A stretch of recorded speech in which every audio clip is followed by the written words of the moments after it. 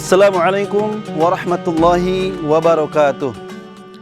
Dalam sebuah hadis riwayat Imam Al-Bukhari, sahabat Sahal bin Sa'ad As-Sa'idi, beliau menceritakan bahwa Nabi SAW dalam suatu peperangan pernah melihat, memperhatikan kepada seseorang yang dia sedang begitu gagah dan gigihnya berjihad. Begitu banyak orang-orang musyrik yang dia tumbangkan. Bahkan dia termasuk salah seorang prajurit yang paling gagah berani saat itu. Namun yang anehnya, Rasulullah SAW malah berkata kepada para sahabatnya, "Man ahabba ayyangdura ila rajuli min ahlin nar falyangdur ila hadha." Siapa yang ingin melihat seorang ahli neraka, maka lihatlah orang ini. Rasul menunjukkan kepada orang yang tadi. Para sahabat terkaget dengan hal itu. Dan serentak ada salah seorang sahabat yang mengikuti orang yang ditunjuk Nabi tadi, sehingga tidak berserang lama orang itu terluka cukup parah, dan dia tidak bisa menahan rasa sakitnya. Akhirnya dia merencanakan untuk mengakhiri hidupnya. Pedang yang dia pegang dia tusukkan di antara kedua dadanya dan dia tembuskan ke belakang, dan dia mati dalam keadaan bunuh diri. Rasulullah SAW bersabda kepada para sahabatnya, "Innal abda, sesungguhnya ada seorang hamba, la ya'malu fima yaron nasu amal ahli jannah." Menurut pandangan manusia, dia begitu banyak beramal amalan ahli surga. Wa innahu lamin ahli nar. Namun ternyata dia berakhir menjadi ahli neraka. Wa ya'malu fima yaron nas amal ahli nar. Ada juga hamba yang memang dia dalam pandangan manusia dia banyak mengamalkan amalan ahli neraka. Wa huwa min ahli jannah. Namun pada akhirnya malah dia menjadi ahli surga. Dan di akhir hadis Rasulullah SAW bersabda, wa innamal a'malu bi khawatimiha. Bahwa sesungguhnya amalan itu tergantung pada akhirnya. Dari sini ada sebuah pesan yang begitu mendalam.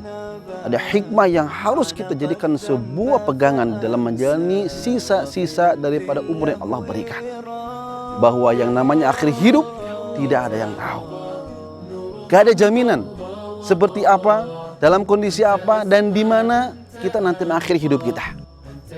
Maka yang kita takutkan adalah di sana setiap nanti kita menjalani hidup ini, dan ketika saatnya akhir hidup itu kita jalani, maka kita takut akan akhir buruk yang jelek atau su'ul khatimah, sebagaimana kejadian daripada hadis yang tadi.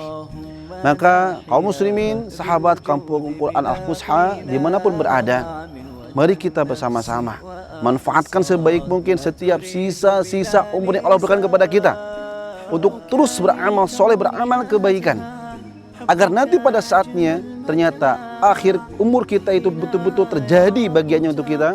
Maka mudah-mudahan Allah telah memilih dan menempatkan kita menjadi hamba-hamba yang mendapatkan husnul khatimah. Banyak peluang amal soleh, banyak peluang kebaikan, minimal dengan tersenyum dan membahagiakan saudara kita. Selebihnya ada lagi proses-proses pembangunan pesantren, pembangunan masjid, pembangunan dakwah dan yang lain yang bisa kita manfaatkan setiap sisa ataupun kelebihan umur dan juga kelebihan harta yang Allah berikan kepada kita, kita bantu sebagai bentuk amal soleh kita. Maka insya Allah mudah-mudahan ya di akhir daripada sisa umur kita ini, kita semua bisa bersungguh-sungguh untuk terus berlomba-lomba mendapatkan ampunan Allah dari setiap dosa yang telah kita lakukan. Kita berlomba-lomba untuk beramal kebaikan dan juga menebarkan kebaikan, agar Allah Subhanahu wa ta'ala berkenan memilih kita menjadi hamba-hamba yang husnul khatimah. Kampung Quran Al-Fusha memberikan peluang, kesempatan untuk terus memperbanyak amal soleh kepada seluruh kaum muslimin, sahabat Kampung Quran dimanapun berada, untuk betul-betul berkontribusi, ya mungkin dengan doa ataupun dengan kunjungan dan supportnya. Selebihnya mungkin bisa juga berkontribusi setiap rizki yang Allah amanahkan untuk berbagi dalam proses pembangunan dan juga operasional dari kegiatan Kampung Quran Al-Fusha. Assalamualaikum warahmatullahi wabarakatuh.